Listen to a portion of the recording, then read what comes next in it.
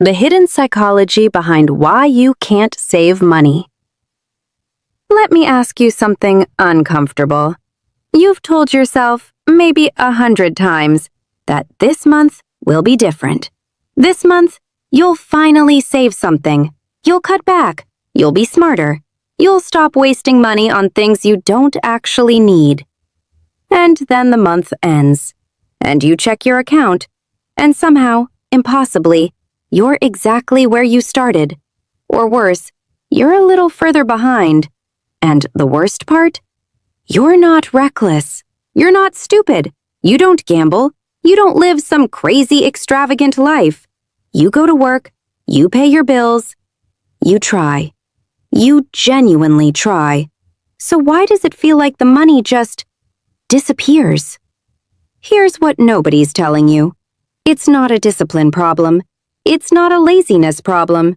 And it's definitely not just a spend less, save more problem. Because if that advice actually worked, you wouldn't be watching this video right now. What's actually happening is something far more disturbing and far more invisible. There are psychological forces operating in your brain, in your environment, and in the entire modern economic system around you that are specifically designed to make saving money feel almost impossible.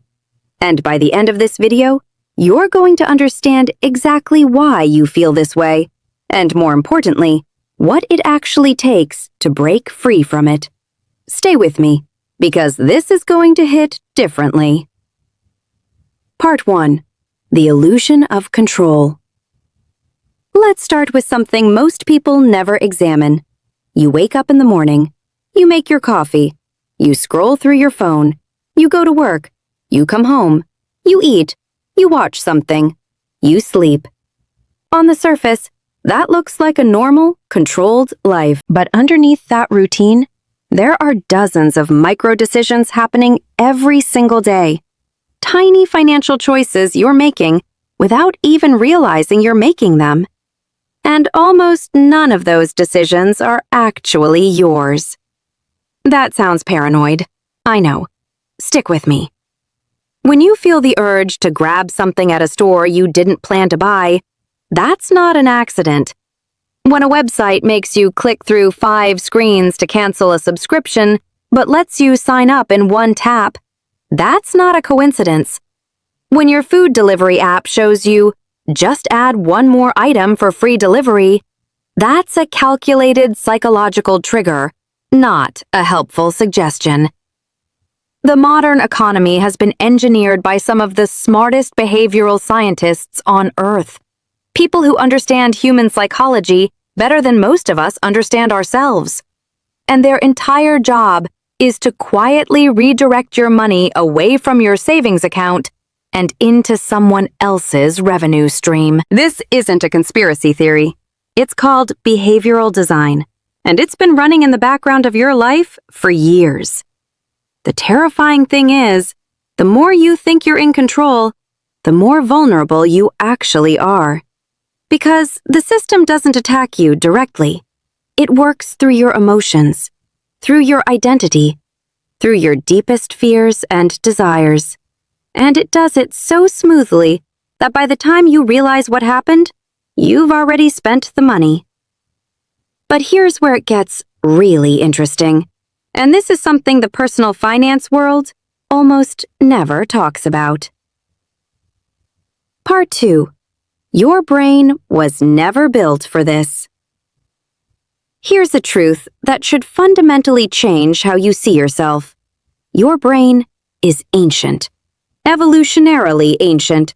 The hardware running your financial decisions was built tens of thousands of years ago, in a world where saving for the future was literally impossible. Because food didn't last. Resources were shared. Survival was immediate. Your ancestors didn't have savings accounts. They had today. And the ones who survived were the ones who consumed resources when they were available. Because waiting meant losing them to someone else, or to rot, or to predators. That instinct is still alive in you, right now. It's why the idea of spending money feels natural, and the idea of saving money feels like deprivation. It's why just a little bit now is so psychologically powerful. It's why you can intellectually know you should save and still not do it. Because your brain is running on ancient programming in a modern environment it was never designed for.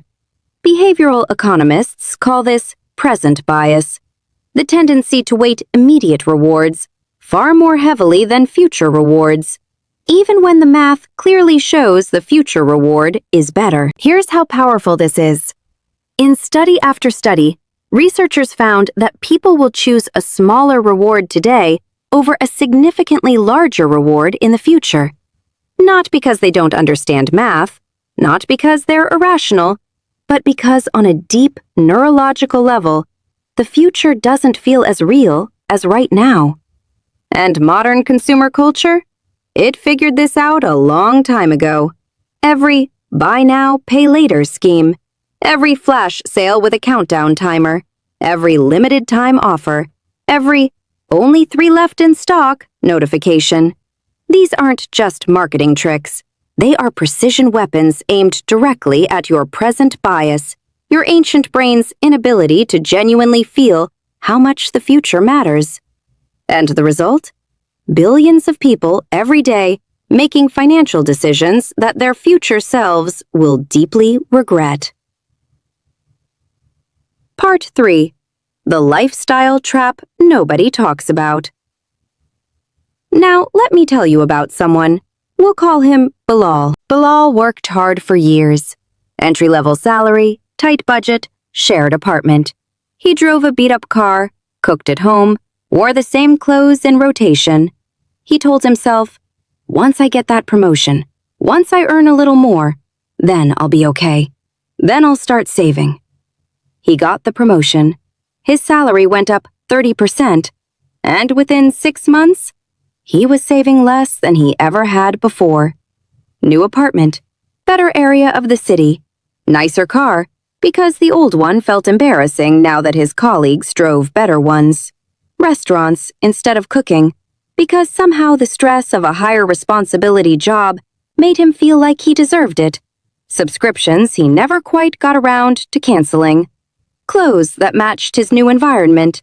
Weekends that matched his new social circle. His spending hadn't grown because he was reckless. It had grown because his identity had grown. Because he had unconsciously absorbed the lifestyle of the people around him, and adjusting back down felt like failure. This is what economists call lifestyle inflation, and it is one of the most psychologically destructive forces in personal finance, precisely because it doesn't feel like a mistake. It feels like progress. The cruel irony is this: as your income grows, so does your sense of what you deserve. And that's not vanity.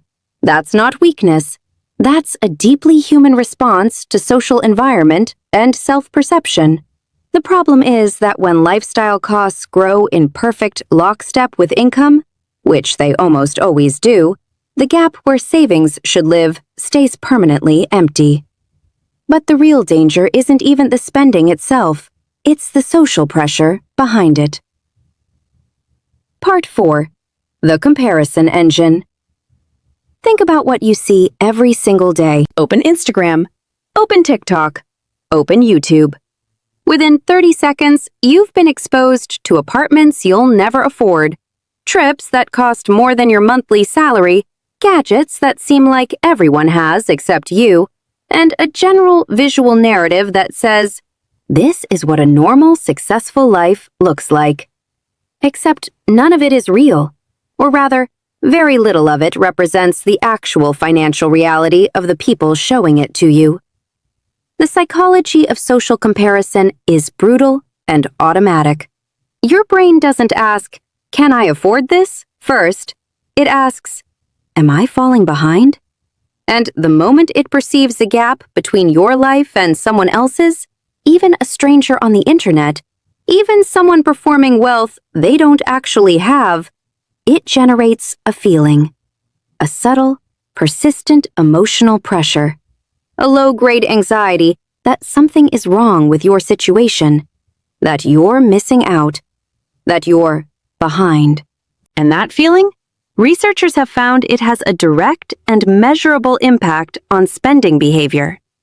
When people feel status anxiety, that fear of social irrelevance, they make purchases not based on rational need, but on emotional self-defense. They buy things to feel less behind. They consume to quiet the comparison noise in their heads. And for a few hours, maybe a few days, it works. There's a temporary sense of relief, of relevance, of, I have this too. And then it fades, and they need the next hit. This is not weakness. This is how the comparison engine works, and it's been deliberately turbocharged by social media platforms whose entire business model depends on keeping you in a state of low-grade envy and aspiration. Because if you ever felt fully content, you'd stop scrolling. So they keep you dissatisfied. And dissatisfied people spend. Here's what's scary. You can know all of this intellectually and still feel it. That's how deep this runs. Part 5. The Invisible Tax on Being Middle Class. Here's something nobody warns you about before you grow up. Being middle class is expensive. Not in the obvious ways. In the hidden, structural ways. You earn too much to qualify for most government assistance programs. But you earn too little to actually build wealth at a meaningful pace. You pay full price for healthcare, for housing, for education, while the costs of all three have risen at rates that outpace your salary growth by a significant margin over the past 2 decades. Your parents probably bought a house on a single income, not because they were smarter or more disciplined, but because housing cost 3 to 4 times the average annual salary then. Today, in most major cities, it costs 10, 12, sometimes 15 times the average salary. The math changed. The advice didn't. Just save more. Cut your avocado toast. Skip the coffee. As if the reason people can't build wealth is that they're buying beverages. Meanwhile, inflation quietly erodes the purchasing power of the money you've already saved. Interest rates on savings accounts, for most of recent history, have been lower than inflation, meaning your saved money was losing value even while sitting still. The system literally worked against accumulation. And then there's the debt spiral. Student loans, credit cards, designed with minimum payment structures that keep you paying interest for years. Car loans, medical debt that arrives without warning and without mercy. Each of these isn't just a financial burden. Each one is a psychological weight, a background stress that interferes with focus, with sleep, with decision-making. Research has documented this with devastating clarity. Financial stress literally consumes cognitive bandwidth. When people are preoccupied with money worries, their ability to make good decisions on anything measurably decreases. It's called the scarcity mindset. And the cruel irony is that the more financially stressed you are, the harder it becomes to think clearly about money. The system produces stress. Stress impairs thinking. Impaired thinking leads to worse financial decisions. Worse decisions deepen the stress. It's a loop, and it was built into the architecture. Part 6. The Identity Problem. But here's the deepest layer, the one almost no one talks about. You might actually believe, on some level, that you're not the kind of person who saves money. Not consciously, not in those words, but somewhere in the story you tell about yourself, financial struggle has become part of your identity. It's become how you recognize yourself. It fits with how you grew up, with what you saw modeled around you, with the narratives you've absorbed about people like you. Maybe you grew up watching your parents stress about bills at the end of every month. Maybe money was always the thing your family argued about, always scarce, always slipping away, always causing tension. And your young brain, trying to make sense of the world, quietly concluded, this is how money works for us. Psychologists call this a money script, a deeply held, often unconscious belief about money that was formed in childhood and drives financial behavior in adulthood, usually without the person ever being aware it's running. Some people have scripts like, money is evil. Rich people are greedy. We've never been the kind of people who have savings. Wanting more than enough is selfish. None of these are truths, but they feel like truths. They feel like identity. And fighting your own identity is one of the hardest psychological battles a human being can face, because the brain actively defends its self-concept. It will unconsciously create situations that confirm what it already believes about you. This is why some people receive unexpected windfalls, an inheritance, a bonus, a lucky investment, and find the money completely gone within a year or two. Back to baseline, back to the familiar. It's not bad luck. It's not coincidence. It's an identity problem, wearing the mask of a financial problem. Part 7. The dopamine economy. Let's talk about something that's gotten dramatically worse in the past decade. Your brain's reward system was designed for a world of delayed gratification. Hunt for food, wait for results, survive through patience. But we now live in what some researchers are calling the dopamine economy, an environment that has been specifically engineered to deliver instant micro-rewards at a pace the human brain has never experienced before. Every notification, every like, every purchase confirmation, every food delivery tracking update, every scroll that shows you something surprising or funny or outrage-inducing. Each of these triggers a small dopamine hit, a tiny chemical reward that trains your brain to seek the next one. And this has catastrophically disrupted our relationship with patience. Saving money is inherently an act of delayed gratification. You sacrifice something real right now for something abstract in the future. And in a world where your brain has been trained, by design, to expect immediate rewards, that ask feels increasingly impossible. It's not that you've become less disciplined. It's that the baseline expectation for how quickly rewards should arrive has been completely rewired. The threshold for what counts as too long to wait has collapsed.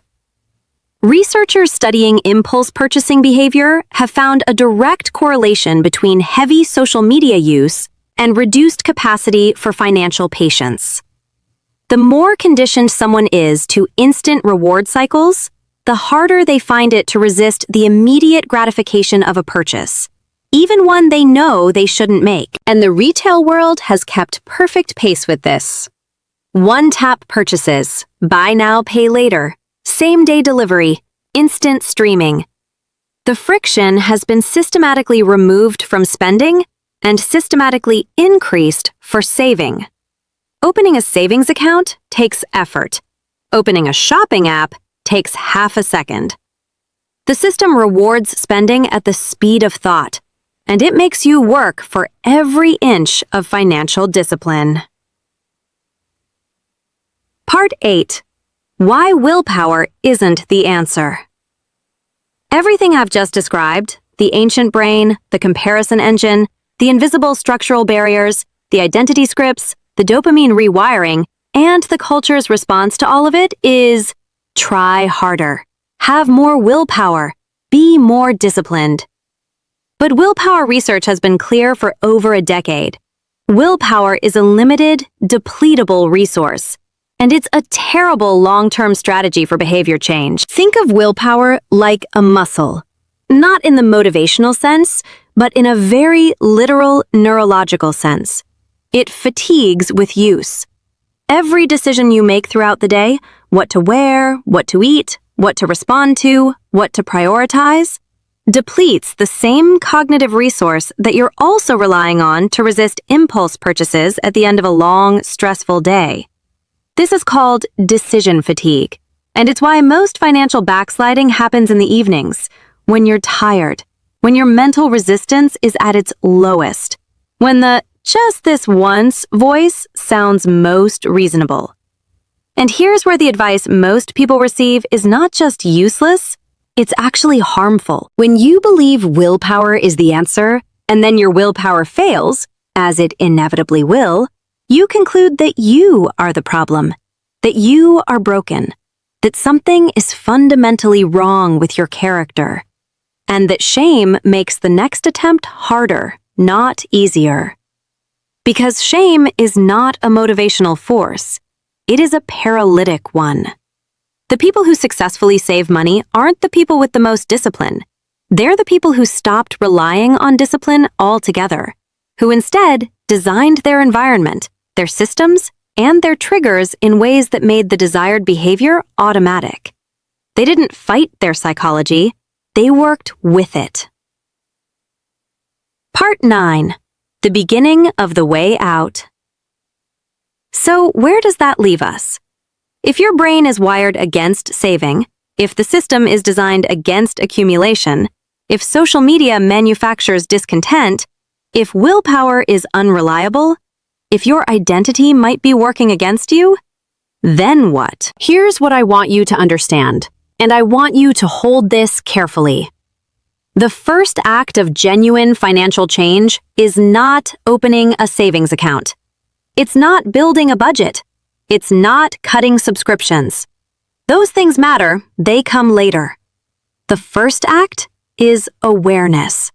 Radical, honest, uncomfortable awareness of the forces that have been shaping your financial life without your conscious permission.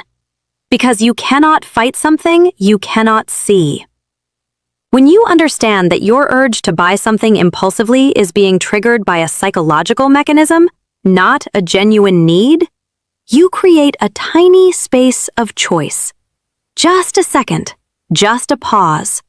And in that pause, something different becomes possible. When you understand that your financial habits were partly formed in childhood, that you absorbed beliefs about money before you had the capacity to evaluate them, you can begin the process of examining those beliefs as an adult, questioning them, deciding which ones you actually want to keep. When you understand that lifestyle inflation isn't a sign that you've made it, it's a trap that moves the finish line further away every time you level up, you can start to notice when your spending is being driven by genuine preference versus social performance. And when you understand that the system profits from your impatience, from your comparison anxiety, from your identity confusion, you can start to see your financial choices as something more than personal decisions. You can see them as quiet acts of resistance, not against other people, not against success, against a set of invisible forces that have been quietly working against your future self for years. Part 10. The Hardest Truth. I want to end with something real. There are structural problems in the economy that no amount of personal finance wisdom fully solves. Housing is genuinely unaffordable for many people. Wages have genuinely stagnated relative to productivity. Healthcare costs are genuinely catastrophic. These are real, systemic forces, and pretending they don't exist is its own kind of financial gaslighting. But here's what is also true. Within whatever constraints you're operating in, there is almost always more agency than you currently believe you have. Not infinite agency, not magical results, but more. The gap between your current financial reality and a different one isn't filled with superhuman discipline or secret strategies that nobody's sharing. It's filled with understanding, real understanding of why you do what you do, combined with small, specific, structural changes that work with your psychology instead of against it. Automate the saving before you can touch it. Remove the friction from the right behaviors and add it to the wrong ones. Stop measuring your life against curated highlight reels. Examine the money stories you inherited and ask, honestly, whether they're serving you. None of this is easy. None of this is instant. But it's real. Because the most dangerous financial trap of all isn't a bad investment. It's not even debt. It's the belief that you've already figured out why you're struggling, and that the reason is simply that you're not trying hard enough. You've been trying. That was never the problem.